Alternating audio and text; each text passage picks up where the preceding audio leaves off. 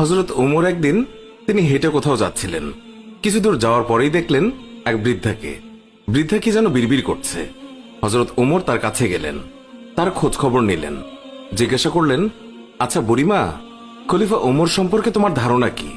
বুড়ি হযরত ওমরকে আগে কখনো দেখেনি, তাই তাকে সে চিনতে পারেনি। বুড়ি হযরত ওমরের কথা শুনে কিছুটা বিরক্ত হলো। বলল, ওমর টোমর দিয়ে আমি কি করব? আমার কি এমন ঠেকা পড়লো যে আমার তার খবর নিতে হবে? নিজের চিন্তায় বাঁচি না।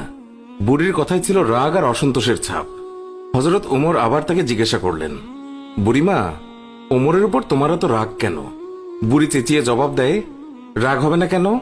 এই যে সে খলিফা হয়েছে, তো আমায় কি একটা পয়সাও দিয়েছে? নাকি কোনোদিন আমার খোঁজ খবর নিয়েছে যে আমি কি হালতে আছি? ও মানুষ না। হযরত ওমর বুড়ির কথা শুনে বড়ই চিন্তিত হলেন। ঠিকই তো, আমি তো তার তেমন খোঁজ খবর নিতে পারিনি। তিনি কিছুটা নরম হয়ে বুড়িকে আবার জিজ্ঞাসা করলেন, আচ্ছা, তুমি কি অবস্থায় আছো ওমর কি করে জানবে? তুমি গিয়ে ওমরকে সব জানিয়ে আসলেই তো পারতে। বুড়ি জবাব দেয়, কেন? আমি জানাতে যাব কেন? ওমরই তো আমিরুল মুমিনিন, সেই তো সবার খোঁজ খবর নেবে, আর এই জন্যই রাষ্ট্রের দায়িত্ব গ্রহণ করেছে। রুক্ষ ভাষায় বৃদ্ধা জবাব দিল।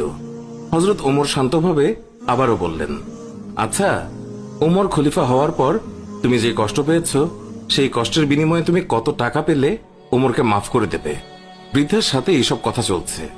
এমন সময় হযরত আলী এবং আব্দুল্লাহ ইবনে মাসুদ রাদিয়াল্লাহু তাআলা আনহু তারা এসে হাজির হলেন। তারা হয়তো কোথাও যাচ্ছিলেন। এসে সালাম দিলেন, আসসালামু আলাইকুম ইয়া আমিরুল মুমিনিন। আগন্তুক দুই ব্যক্তির মুখে আমিরুল মুমিনিন শব্দ শুনে বৃদ্ধা তাজ্জব হয়ে গেল। সে ভয়ে কাঁপতে লাগলো আর ভাবতে লাগলো যে ওমরের সামনে তাকে এত গালমন্দ করেছে। দারুণ অনুতপ্ত হলো বুড়ি। হযরত ওমর বৃদ্ধাকে সান্ত্বনা দিলেন আর বৃদ্ধার হাতে 25টি স্বর্ণ মুদ্রা দিয়ে বললেন, বুড়িমা, তুমি এই চামড়ায় লিখে দাও যে কিয়ামতের দিন ওমরের কাছে আমার কোনো দাবি নেই। বৃদ্ধা তখন তাই করল। চামড়ার উপরে তা লিখে দিল বৃদ্ধা, আর হযরত আলী রাদিয়াল্লাহু তাআলা আনহু সাক্ষী হিসেবে তার উপরে দস্তখত করলেন। হযরত ওমর রাদিয়াল্লাহু তাআলা আনহু মুহাম্মদুর রাসূলুল্লাহ সাল্লাল্লাহু আলাইহি ওয়াসাল্লামকে অনুসরণ করে তালি লাগানো জামা পরতেন।